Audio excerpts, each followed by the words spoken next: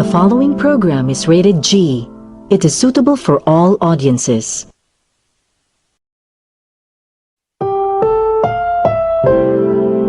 The following program is rated G. It is suitable for all audiences.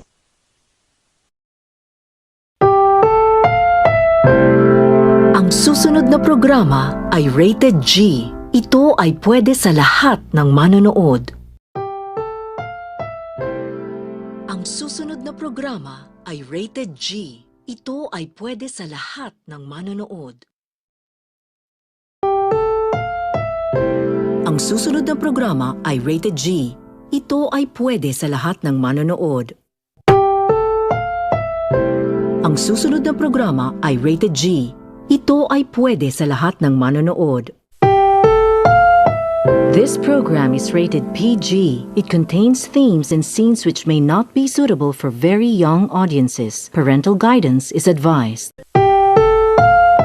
This program is rated PG. It contains themes and scenes which may not be suitable for very young audiences. Parental guidance is advised. Ang susunod na programa ay rated PG. Patnubay at gabay ng magulang ay kailangan sa mga batang manonood. Ang susunod na programa ay rated PG. Patnubay at gabay ng magulang ay kailangan sa mga batang manonood. Ang susunod na programa ay rated PG. Ito ay nangangailangan ng patnubay at gabay ng magulang para sa mga batang manonood. Ang susunod na programa ay rated PG. Ito ay nangangailangan ng patnubay at gabay ng magulang para sa mga batang manonood. The following program is rated SPG. It contains scenes which may not be suitable for children. Strong parental guidance is advised. This program is rated SPG. It contains scenes with themes, language, violence, sex, horror, or drugs which may not be suitable for children. Strong parental guidance is advised. This program is rated SPG. It contains scenes with themes, language, violence, sex, horror, or drugs which may not be suitable for children. Strong parental guidance is advised.